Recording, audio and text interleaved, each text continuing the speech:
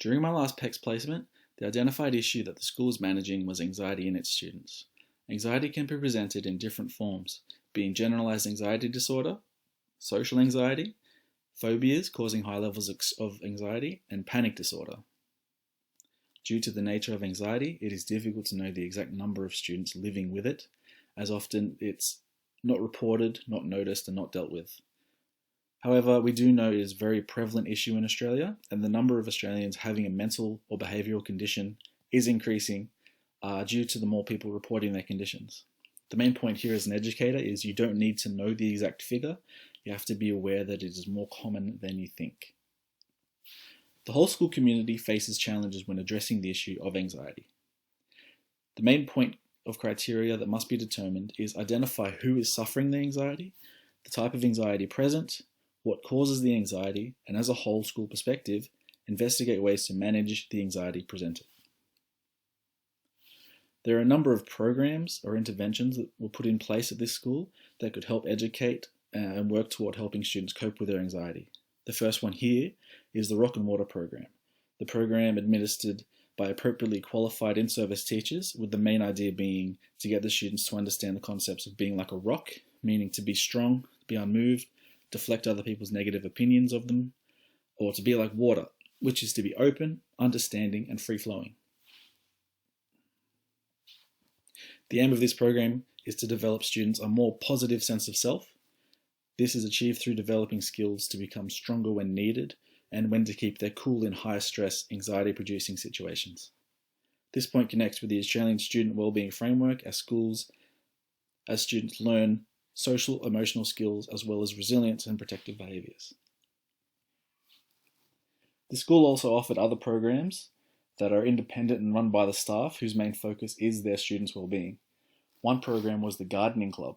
This intervention was run for socially at-risk Year 7 students.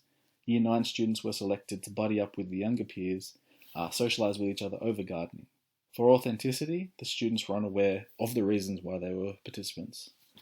This program supports the Australian Student Wellbeing Framework as it fosters positive and caring, respectful relationships between students and their peers. As well as internal programs, the school also had access to external intervention through accessing theatre groups.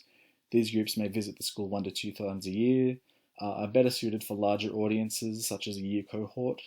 When watching performances, students can relate to what they have been shown, identify the issues within themselves or others, and see first-hand strategies to cope.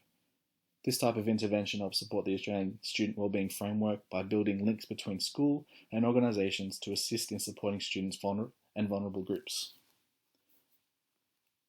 When specifically looking at the 3 identified strategies, we pay specific attention to the class sizes.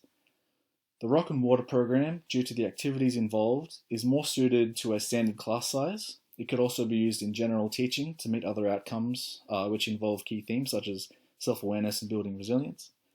The Gardening Club operates efficiently with a group of a size of around 8 to 20, therefore ensuring it remains calming, fosters communication and positive social interaction.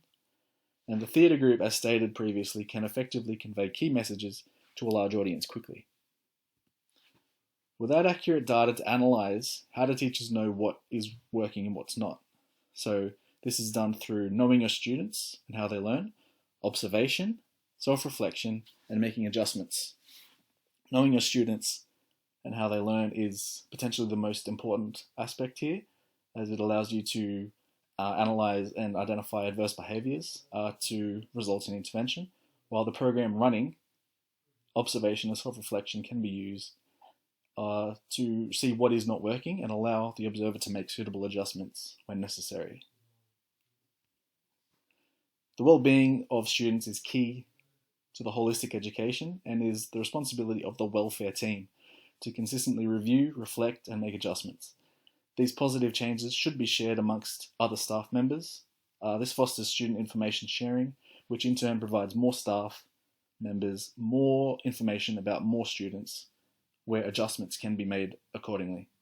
Whether the program is curriculum-based, independent, or external, it is important to never stop making improvements, as these programs should be an evolving process.